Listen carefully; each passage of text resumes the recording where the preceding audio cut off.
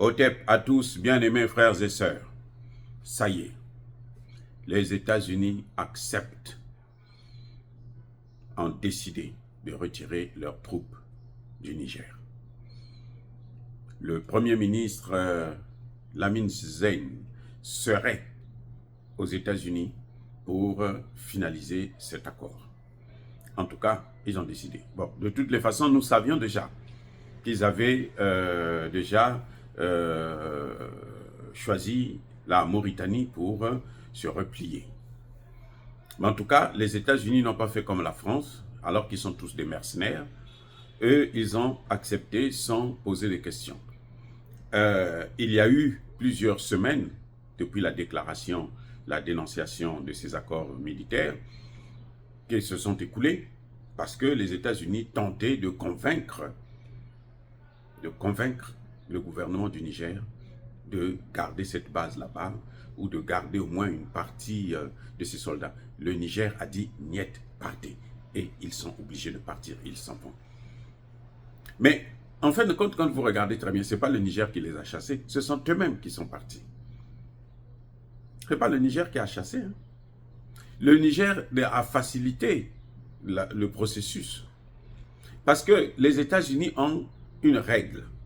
Dans un pays où il y a un coup d'État militaire, dans un pays où il n'y a pas de démocratie à l'occidental, ils doivent suspendre les relations économiques et militaires. Toute coopération avec ce pays doit s'arrêter. Doit s'arrêter en tout cas. Donc, maintenant, ce qui s'est passé, c'est que les États-Unis, après le coup d'État de juillet 2022, qu'est-ce qu'ils ont fait? Ils ont préféré suspendre des relations économiques et garder la base militaire. Ici, aux États-Unis, il y a des sénateurs qui ont posé le problème au Sénat américain pour dire, mais attendez, quelle est cette politique-là de 2 poids 2 mesures, même avec nous-mêmes? On prend une loi, on applique une partie, on n'applique pas la deuxième. Il faut que nous puissions quitter le Niger. Ils ont dit, on va faire une exception, ils ont contourné la loi, ils ont forcé et tout. Et puis bon, quand le Niger a dénoncé les accords, ben, ils ne pouvaient pas faire autrement. Parce qu'ils ne peuvent pas justifier cela au Sénat. On a fait venir le chef, le noir là, qui est le patron de Africom, au Sénat pour l'interviewer. On lui a dit, mais est-ce que la politique là que vous menez, c'est pareil partout? Vous pensez que tout le monde aime notre politique à nous? Est-ce que les gens sont obligés d'aimer notre politique? Le gars a été coincé, il ne savait plus quoi faire. Il ne savait plus quoi dire. La supériorité de l'Amérique ne s'explique plus. Parce que ce sont des bandits. Ce n'est pas des ennemis. Vous savez, quand on est un grand frère, vous avez des petits frères, petites sœurs, vous êtes là pour les encadrer, pas pour les brimer, pas pour les mater. Nous, quand on grandissait, c'était comme ça. Nos grands, là, quand ils te voient faire quelque chose de mauvais, ils t'appellent d'un côté, ils te disent, mais petit, ne fais pas ça. Si la prochaine fois tu continues, là, il devient un peu violent avec toi, pour te corriger. Mais le grand frère n'est pas là à écraser les petits frères, les petites sœurs, piétiner, marcher dessus, et puis faire... Non, ça, c'est pas un grand frère. Les États-Unis ont eu la chance d'être... La chance, c'est même pas la chance. Ils ont escroqué le monde avec le dollar. Ils ont fait du dollar la monnaie d'échange à la place de l'or. Et ça les a propulsés au très haut niveau. Maintenant, ils en profitent pour écraser tous les pays qui veulent essayer de s'en sortir, avoir une meilleure vie. C'est eux qui doivent décider ce que tu dois manger, ce que tu dois boire, ce que tu dois faire. Et maintenant, ça s'arrête. Vous voyez ce qui est en train de se passer au Moyen-Orient.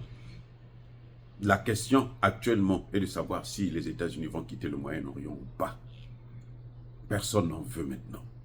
Ils sont vomis partout.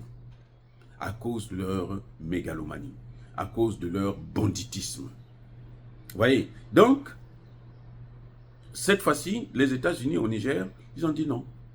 J'espère que les autres pays comme Tshisekedi, ils vont comprendre que, mais on n'est pas obligé de rester avec les Américains, de les suivre. Parce que chaque fois qu'on les suit, nous souffrons. Nous sommes martyrisés. Mais il faut arrêter avec ça. On n'est pas des moutons. Voilà le grand problème. Donc, le New York Times l'a confirmé ce matin. Je pense que Jeune Afrique aussi l'a confirmé. Et donc, la présence militaire américaine au Niger est maintenant une affaire conclue. Il n'y a plus rien. L'ambassadrice qui traînait les pas, le plan de départ, il va être exécuté. Et dans quelques mois, il n'y aura plus de soldats américains sur le sol du Niger. Maintenant, qu'est-ce que ça va signifier? Est-ce que ça signifie que les États-Unis partent de bon cœur? Non. Non. Tchani doit le savoir. Ibrahim Traoré doit le savoir. Assimi Goïta doit le savoir. Même le président Touadéra doit le savoir. Ils ne partent pas de bon cœur. Ils sont en train de reculer pour mieux sauter. C'est à nous d'enlever le piédestal. De telle sorte, quand il veut encore sauter, eh bien, il va tomber, il ne pourra pas atteindre ses objectifs. Voilà le grand conseil que j'ai à donner au président de l'AES et au président centrafricain qui, pour l'instant, essayent tant soit peu de suivre la direction de la souveraineté totale, donc celui du panafricanisme.